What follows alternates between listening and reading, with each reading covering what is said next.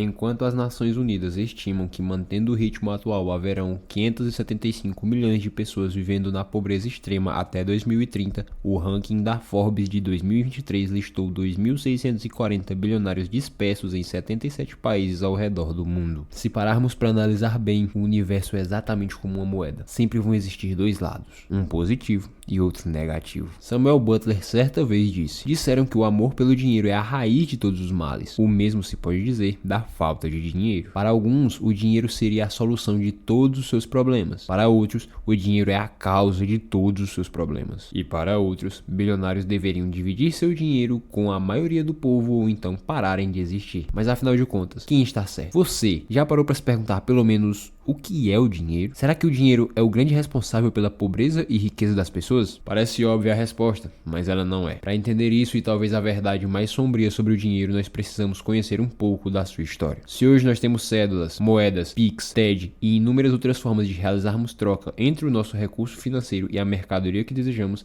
há alguns anos atrás não era assim. Para chegarmos ao ponto de com apenas um clique fazermos uma quantia quase que ilimitada de dinheiro sair da minha conta para a sua de forma instantânea, tivemos que passar por muitas evoluções. Assim como tudo teve um começo, o nosso dinheiro hoje começou há um tempo, cerca de apenas 10 mil anos atrás, segundo historiadores e arquipélagos. E não, eu não estou falando de dólar, euro, ienes, real ou qualquer outro tipo de moeda que você possa estar imaginando. Eu estou falando de outro tipo de dinheiro, que pode ser, por exemplo, isso aqui. É exatamente 1 quilo de arroz, feijão, qualquer coisa que seja, poderia ser o seu dinheiro nessa época. É claro que isso não é uma cédula de papel, e também nessa época que falei, as indústrias ainda não existiam. Mas o que eu quero realmente dizer é que a primeira forma de transação que possibilitou qualquer pessoa ter acesso a algo que ela ainda não tinha foi o chamado escambo. Escambo é basicamente o ato de trocar uma mercadoria por outra, ou um serviço por mercadoria, ou ainda um serviço por serviço, fazendo com que se eu tenho feijão, mas não tenho um arroz, e com você acontece o oposto, nós podemos realizar uma troca de igual para igual, fazendo com que saiamos ganhando dos dois lados. Durante muito tempo as coisas funcionaram dessa forma. Quando se precisava de uma mercadoria, você tinha que procurar quem tinha ela disponível para realizar uma troca por algo que o atual dono do item desejado precisasse, seja um serviço seu ou uma mercadoria sua. Mal sabiam as pessoas da época que isso iria durar por um tempo, porém não seria eterno. Apesar de não se ter certeza quanto à data certa, estima-se que depois de tanto tempo acontecendo trocas entre mercadorias por mercadorias ou mercadorias por serviços, lá por volta do século 7 a.C.,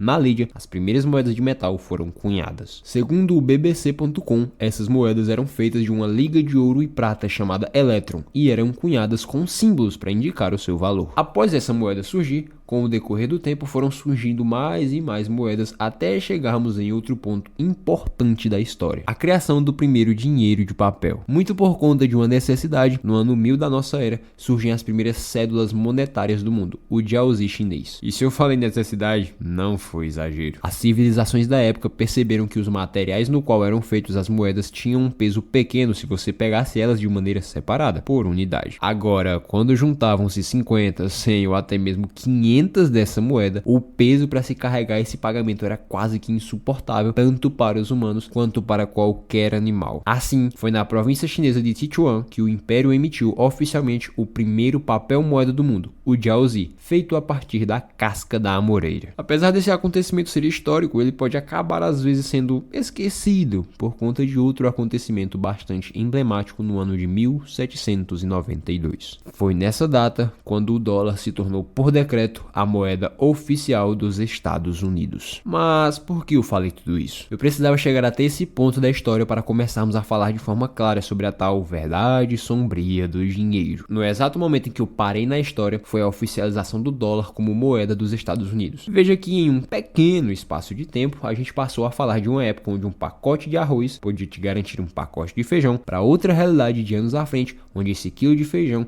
já tem um valor estabelecido e só pode ser conseguido se você desembolsar o preço que ele vai te custar. Não adianta oferecer 1 quilo de arroz ou um próprio dia de serviço para você conseguir ele em troca. Se aquele quilo de feijão custar, no nosso caso, R$8, serão R$8 que teremos de pagar por ele. Claro, para toda regra existe exceção, mas não vamos nos apegar a ela agora. Chegamos nesse ponto do vídeo onde existem 3 lições importantíssimas que nos revelam a verdade sombria do dinheiro. Primeira lição: tudo é ponto de vista. Muitas vezes esse celular que está na sua mão, essa camisa que tu está usando, ou até mesmo esses olhos que tu está usando para me ver, podem não ser os melhores para você. Eu sei que isso parece muito aqueles papinhos de lacração, mas de coração, eu não ligo para lacrar, eu ligo para lucrar.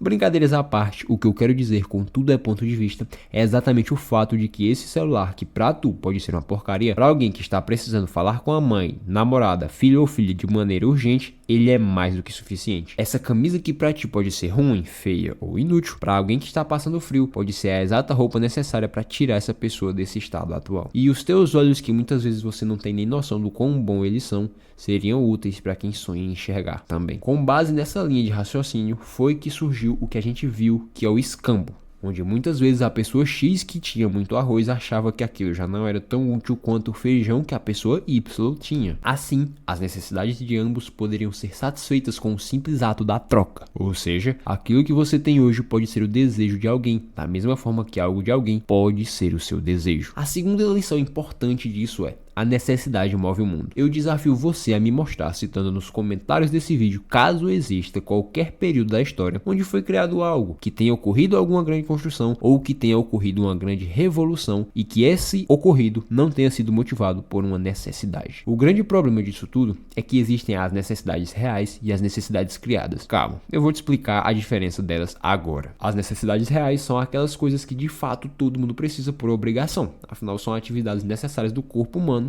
como por exemplo alimentação, respiração, descanso, sono, hidratação e atividade sexual. Já as necessidades inventadas são coisas geralmente feitas com o intuito apenas de fazer com que tu gaste algo em troca de conseguir tal bem ou tal status. Por exemplo, temos dois celulares e ambos só não são exatamente iguais por conta de que um tem 1 GB de espaço para armazenamento de mídia e o outro tem 1.1 GB. Logo, esses 100 megas a mais que diferenciam os celulares fazem com que o celular de 1 GB custe R$1.000 e o de 1.1 GB ou 1 GB e 100 megas de espaço custe R$5.000. Eu sei que no exemplo pareceu algo muito besta, afinal só 100 megas não fariam ninguém trocar de um celular para o outro. Mas a questão aqui não é a explicação lógica ou racional da coisa, e sim a sentimental. Você acha que eu ia vender para você um celular de R$5.000 falando dessa forma, sem fazer um marketing onde eu colocasse você como uma pessoa que é especial, que vai fazer parte de um grupo único ou que vai fazer a melhor escolha da sua vida? Não, eu iria fazer isso. Claro que nesse exemplo, algumas das pessoas do meu ciclo social que adquirem certos produtos físicos ou digitais não é porque necessariamente aquele produto é melhor que outro, mas sim pela sensação de pertencimento que ele causa. Às vezes certos produtos são iguais a outros, mas a forma como o marketing dele é feito, a forma como ele nos faz pensar que se eu não comprar esse objeto ou item estarei sendo um idiota,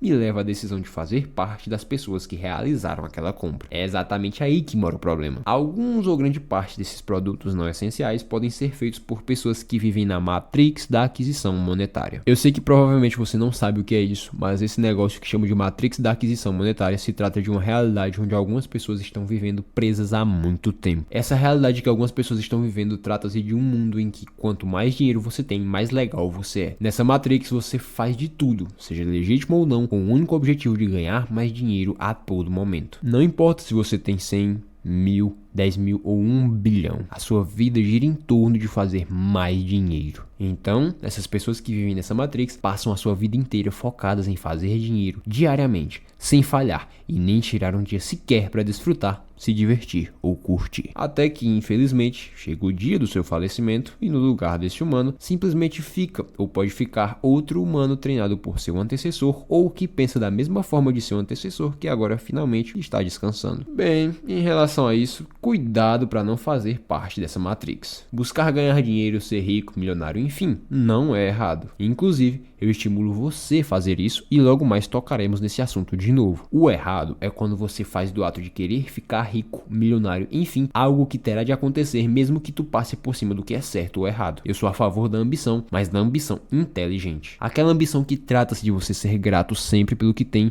mas só se conformar quando de fato tu realizar as metas que você já estabeleceu. Isso Isso, claro, se quando você realizar suas metas não criar outras para lhe desafiar ainda mais. Afinal, existem pessoas que se motivam não por um resultado em si, mas pelo processo de alcançar tal resultado, pelos desafios que o caminho até a realização de um desejo apresentam e não pela realização de um desejo em si. Porém, não ache que para realizar qualquer desejo seu, seja lá ele qual for, tu poderá passar por cima do que é certo ou errado. Quer dizer, tu pode simplesmente fingir que não sabe de nada e passar por cima do que é certo e do que não é, mas no fim, as consequências dos teus atos serão únicas e exclusivas e direcionadas para ti. Por isso, seja lá qual for tua meta, faça o que é certo para chegar lá, sem prejudicar ninguém. Contudo, eu bem me lembro que não te expliquei uma coisa importante sobre a MAM, Matrix da Aquisição Monetária. Provavelmente tu pode ter pensado que quem se encaixa nessa Matrix, ou seja, as pessoas que estão dentro dela, são empreendedores, empresários, enfim. Mas eu vou te contar um segredo. Não ache que empreendedores são os únicos ou aqueles que vivem na Matrix da Aquisição Monetária. Se você faz parte da CLT, saiba que tu pode estar dentro dessa Matrix querendo ou não. Normalmente, na nossa vida, a gente pode ser induzido a ter um pensamento mais ou menos direcionado para o seguinte: eu tenho que estudar para passar num concurso, ganhar uma bolsa para a faculdade, fazer a faculdade e ganhar um diploma para que as empresas queiram me contratar e eu ganhe um bom dinheiro lá dentro. Sabemos que não é todo mundo, mas existem pessoas que pensam seguindo essa linha de raciocínio, sendo que quem pensa dessa forma está dentro da Matrix da Aquisição Monetária. As pessoas que trabalham para outras e dependem disso para sobreviver, tendo esse tipo de mentalidade, são as que mais sofrem com essa Matrix. Mas não entenda errado, trabalhar para alguém ou para os outros não é errado, pelo contrário, é algo positivo se você gosta de fazer isso. O problema é quando as pessoas estão dentro da Matrix, que já citei inúmeras vezes por aqui, e as que trabalham para outras pessoas e estão dentro dessa Matrix geralmente sofrem mais, porque existem casos em que se o chefe oferecer apenas R$100 a mais para que seu empregado faça o triplo do serviço que ele já fez, ele pode ainda aceitar, até porque ele está ganhando mais dinheiro, logo ele é privilegiado e querido pelo seu patrão. Por isso, eu espero que tu tenha bastante cuidado para não entrar nessa Matrix e aproveita que já tá aqui e vamos para a terceira lição, talvez seja a mais importante dessa história. Tudo pode mudar a qualquer momento. Você viu que no início da história as pessoas trocavam mercadorias por mercadorias, enquanto hoje isso já se tornou algo raro. Inclusive, seu pensamento pode ser algo do tipo: